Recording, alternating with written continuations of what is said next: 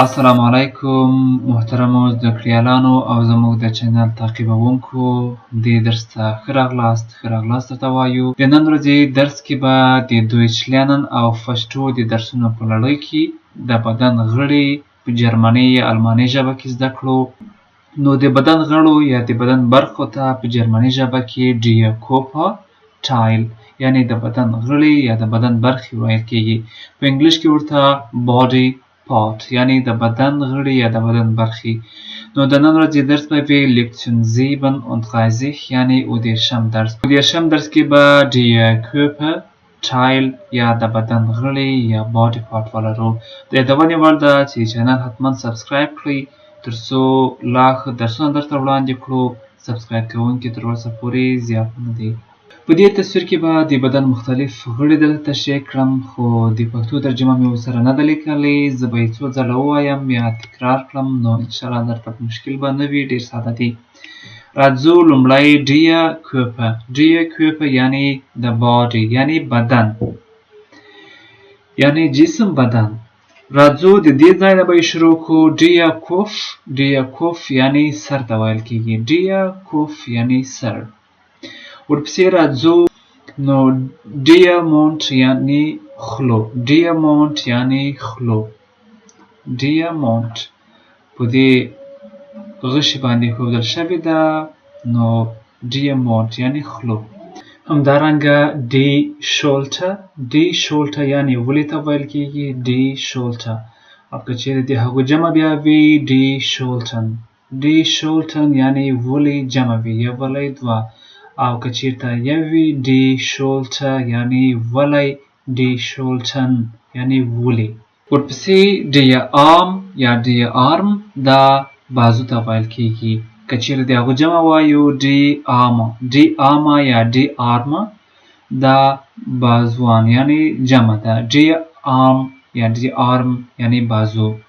ورپسې دا die Rücken یعنی ملا ته ویل کېږي. die artikel ده Rücken یعنی ملا. die Rücken یعنی ملا. ورپسې ده die Brust یعنی سینه. که چیرې د هغو جمع بیا وي die Brüste یعنی جمع ده. همدارنګه راځو die Bauch نس یا ګېډې ته ویل کېږي. die Bauch یعنی نس یا ګېډه. oder او یا هم die Magen یعنی معده. die Magen په اصل کې معدې ته ویل کېږي، ولې ځینې وخت نس یا ګېډه د die Magen مطلب هم لري، یعنی هغه هم د نس مطلب یا د ګېډې لپاره استعمالول کېږي. ولې die Bauch نس ته ویل کېږي یا ګېډه، او die Magen یعنی معدې ته ویل کېږي. خو ځینې وخت لکه څنګه چې مې وویل هغه د نس یا د ګېډې مطلب د دواړو نه اخیستل کېږي. همداشان die Finger یعنی ګوته. die Finger یعنی ګوته. که چیرې د هغوی بیا جمع وي die Finger یعنی ګوتې. die Finger یعنی ګوتې. die Finger یعنی ګوته، یوه ګوته، او که چیرته د هغوی جمع بیا وایو die Finger یعنی ګوتې. همدارنګه die Hand لاس ته ویل کېږي. die artikel ده hand یعنی لاس. die Hand یعنی لاس. که چیرې د هغو جمع بیا وي die Hände یعنی لاسونه. die Hand یعنی لاس. die Hände یعنی لاسونه جمع ده. همدارنګه die Daumen یعنی بټې ګوتې ته ویل کېږي. دې ګوتې ته die Daumen یعنی بټه ګوته. همدارنګه das Handgelenk یعنی دا مړوند ته ویل کېږي. das Handgelenk یعنی مړوند. که چیرې د هغو بیا جمع وي die Handgelenk یعنی مړوندونه. دا لاس وي، دا برخه مړوند ده، بیا څنګل شروع کېږي، نو das Handgelenk یعنی مړوند. همدارنګه die Ellbogen یعنی همدا برخه. elbow څنګل ته ویل کېږي. die Ellbogen یعنی دا د څنګل نه پای همدا برخې ته. که چیرته بیا د هغه جمع بیا وي die Ellbogen یعنی همدا برخه چې ډېر وي. اوس پسې راځو د مخ برخه. مخ ته Gesicht وایي. نو د دې ځای نه به یې شروع کړو. ډیه کوف سر ته ویل کېږي لکه څنګه چې تېر هم سو. دس ها ویښتانو ته ویل کېږي. که چېرته د هغه جمع بیا وایو ډي هاغه یعنې ویښتان د هغوی جمع ده. همدارنګه ډي شټین تندي ته ویل کېږي تندی. ډي شټین یعنې تندی. دس اوه یعنې غوږ ته ویل کېږي. دس ارټیکل ده، اوه غوږ، دس اوه یعنې غوږ.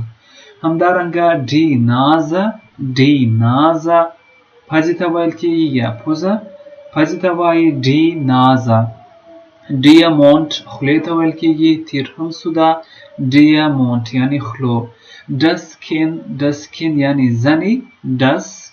یعنې زنې. همدارنګه ډي آوګن بغاوه وریځې ته ویل کېږي. که چېرته بیا د وریځو جمع وي یعنې د وریځې جمع وي ډي آوګن بغاون یعنې وریځو ته وایي. ډس آوګه سترګه. ډس آوګه یعنې سترګه. که چېرته د سترګې جمع وي ډي آوګن یعنې سترګې. همدارنګه راځو ډي وانګه یعنې د مخ دې برخې ته ویل کېږي یا که ووایو مچکې ته وایي ډي وانګه. که چېرته بیا د هغوی جمع وي ډي وانګن. همدارنګه ډي لیپه شونډه یعنې یوې شونډې ته وایي ډي لیپه شونډه. که چېرته بیا د هغوی جمع وي ډي لیپن یعنې شونډې یا شونډان. ډي لیپن. همدارنګه ډس ګیزیشت یعنې مخ یا فیس. یو ځل به بیا ووایمه ډیه کوف سر، ډس ها ویښتان، ډي شټین تندی، ډس اوه یعنې غوږ، ډي نازه پوزه یا پزه، ډي مونټ خلو، ډس کین زنې، ډي آوګن بغاوه وریځه، ډس آوګه سترګه، ډي وانګه چیک یا د مخ همدا برخه او ډي لیپه شونډه، ډس ګیزیشت مخ. ډس ګیزیشت یا ډس ګیزیشت یعنې مخ. ورپسې راځو لاس ته. د لاس مختلفې ګوتې دي. دلته به یو ځل بیا هم وایمه ډي نامن فونډن فینګن یعنې نومونه د ګوتو. دلته راځو د کوچنۍ ګوتې ته ډیه کلاینه فینګر یعنې کوچنۍ ګوته وایي همدا ګوته. څه نومیږي؟ ډیه کلاینه فینګر یعنې کوچنۍ ګوتې. همدارنګه د لاس دې ګوتې ته څه وایي؟ ډیه رینګ فینګر یعنې همدا ګوته. یعنې که چېرته یوه ګوتې تاسو په لاس کوئ د هغه ګوتې ته څه وایي؟ رینګ فینګر یعنې ډیه رینګ فینګر. همدې ګوتې ته وایي ډیه میټل فینګر منځنۍ ګوته، ډیه میټل فینګر یعنې منځنۍ ګوته. همدې ګوتې ته ډیه څایګه فینګر یعنې د شهادت ګوته. او ډیه ډاومن د بټې ګوتې ته ویل کېږي یعنې کوچنۍ ګوته. همدا ګوتې چې چېرته یو تاسو ګوتمۍ په ګوته کوئ، منځنۍ ګوته، شهادت ګوته او بټه ګوته. ډیه کلاینه فینګر، ډیه رینګ فینګر، ډیه میټل فینګر، ډیه څایګه فینګر، ډیه ډاومن. دا د لاس ګوتې دي. 5 سره ګوتې تشریح سوي دي. همدارنګه لاینونه هم ورغلي دي هلته، نو ترجمې لیکلو ته یې ضرورت نشته. تاسو پوهیږئ، په تصویر کې روښانه دي. راځو اوس د بدن نورو غړو ته، نورو برخو ته ډیه کوپه یعنې بدن یا د بدن غړي. راځو دلته به یو ځل بیا ټول غړي شاید ځینې برخې کې تکرار هم سي. ډس آوګه سترګه، ډیه ټسان یعنې غاښ ته ویل کېږي، ډیه مونټ خولې ته وایي، ډس اوه غوږ ته ویل کېږي، ډي نازه پزه، ډیه آم بازو ته وایي، ډیه آم بازو، ډي هاند لاس. همدارنګه ډي اکسل تخرګ ته وایي یا تخرګ. همدو د بازو نه لاندې او د سینې نه تر مابین همدارنګه تخرګ. پوهیږئ پې. همدارنګه das Bein یعنې پښې ته ویل کېږي. همدا برخه das Bein دلته وکتور ورغلی ده نو پوهیږئ das Bein یعنې پښه. همدارنګه die Zehe د پښو ګوتې. die Zehe یعنې د پښو ګوتې. همدارنګه der Fuß یعنې پښې ته وایي. der Fuß پښه. همدارنګه das Knie یعنې دا سترګۍ. همدا برخه سترګۍ. das Knie یعنې سترګۍ. der Bauch یعنې ګېډه یا نس. der Bauch. die Brust یعنې سینه یا ټټر. die Brust.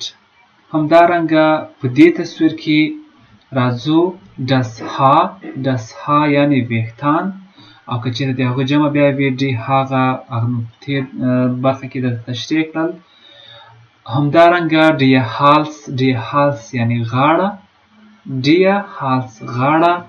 همدارنګه die Hüfte همدې برخې ته ویل کېږي. تصویر کې یې وینئ. همدارنګه die Ferse پوندې ته وایي. die Ferse یعنې پونده. پښه وي د پښې دا شاتنۍ برخه یعنې پونده. همدارنګه die Wade دا د زنګانه یا د پښې دا شاتنۍ برخه. ځینې کسان ورته پله وایي نو die Wade دا زنګون وي پښه او د پښې شاتنۍ برخه ورته پله وایاست هر څه.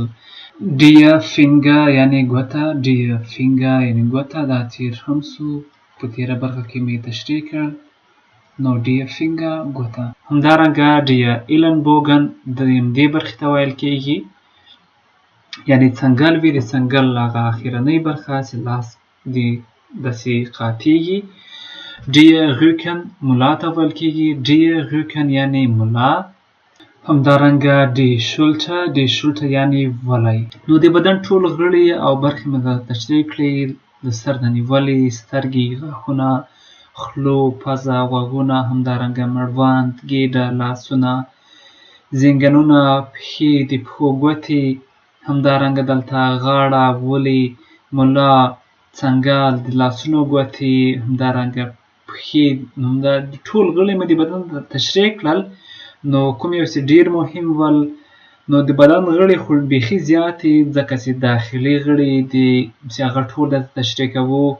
نو هغه ضرور هم نه دي چې تاسو یې زده کړئ. هغه کسان یې زده کوي کوم یو چې په طب کې د طب زده کړې کوي یا د طب محصلین وي هغه تاسو ته درته هم نه خوري چې زده کړئ. هغه ډېره پراخه موضوع ده، پراخ عنوانونه لري، د بدن مختلف غړي دي. نو دا چې دلته په دې درس کې مو تاسو ته وړاندې کړل همدا صحیح زده کړئ د معنا سره څو ځله یې ووایاست نو درته مشکل به بیا نه وي. نو د درس د لیدلو نه مو مننه. دا و د بدن مختلف غړي یا د بدن مختلفې برخې. نو که مو د دې درس نه څه زده کړي وي ویډیو لایک کړئ، چینل سبسکرایب کړئ، بیل آیکن هم درسره پریس کړئ، د ملګرو سره شریک کړئ او د چینل سبسکرایب کېدل حتمي دي. Nur danke fürs Zuschauen. Thanks for watching. د خدای په امان. Bye bye und auf Wiedersehen.